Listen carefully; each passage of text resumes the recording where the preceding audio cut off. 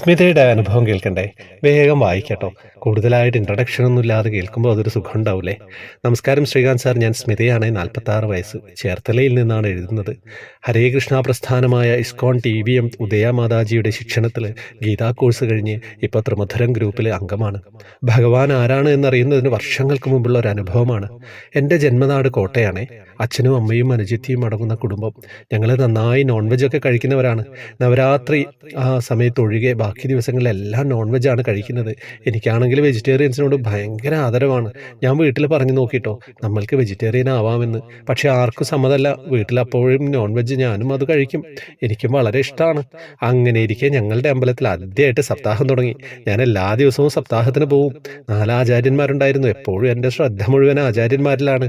അവരുടെ പുണ്യജന്മത്തെക്കുറിച്ചൊക്കെ ചിന്തിക്കും.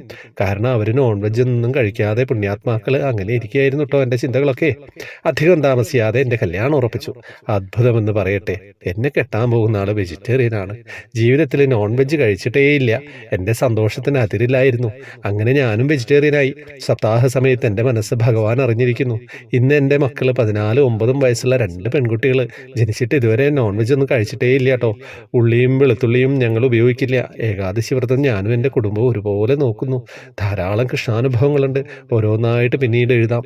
ഇതിൽ റിലേറ്റ് ചെയ്യാൻ പറ്റുന്നത് എന്താണ്? നോൺ വെജ് കഴിക്കുന്നവരും കഴിക്കാത്തവരൊക്കെ ഉണ്ടാവില്ലേ? എന്ത് തന്നെയായാലും കുഴപ്പമില്ല. നമ്മൾ കർമ്മം ചെയ്യുക എന്നുള്ളതാണ് നമ്മുടെ ഏറ്റവും, നമുക്കായിട്ട് ഭഗവാൻ പറഞ്ഞിട്ടുള്ള കുറേ കാര്യങ്ങളുണ്ട്. നമ്മൾ കർമ്മം ചെയ്ത് നല്ല മനസ്സോടെ അങ്ങോട്ട് മുന്നോട്ട് പോവുക. നോൺ വെജ് കഴിക്കുന്നവരൊന്നും ഇത് കേട്ടിട്ട് ബുദ്ധിമുട്ടാവുമൊന്നും വേണ്ട കേട്ടോ. നമ്മൾ ചെയ്യുന്ന പ്രവൃത്തിക്കാണ് നമുക്ക് റിസൾട്ട് കിട്ടുക. അപ്പം അതിനനുസരിച്ച് കാര്യങ്ങളൊക്കെ ചെയ്യുക. എന്താ കഥ അല്ലേ?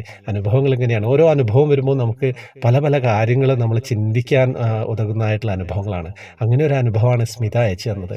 സ്മിതയുടെ ജീവിതം മനോഹരമായിട്ട് മുന്നോട്ട് പോകട്ടെ എന്ന് പ്രാർത്ഥിക്കുകയാണ്. എല്ലാവരിലേക്ക് എത്തിക്കുകയാണ് കേട്ടോ ഈ അനുഭവം. നിങ്ങൾ ഏറ്റെടുക്കുമെന്നറിയാം. അപ്പം മറക്കരുത് ലൈക്ക് ചെയ്യുക, കമൻറ്റ് ചെയ്യുക, ഷെയർ ചെയ്യുക. പിന്നെ വാട്സപ്പ് ഗ്രൂപ്പിൽ വരുന്നതിൻ്റെ കാര്യങ്ങൾ യൂട്യൂബിൽ ജോയിൻ ബട്ടണിലൂടെ വരിക. ഫേസ്ബുക്കിൽ കമൻറ്റ് ബോക്സിൽ ഡീറ്റെയിൽസ് ഉണ്ടാവും. ഫേസ്ബുക്കിൻ്റെ സബ്സ്ക്രിപ്ഷൻ എടുത്താലും നിങ്ങൾക്ക് അവിടെ എത്താൻ സാധിക്കും. ഹരേ കൃഷ്ണ.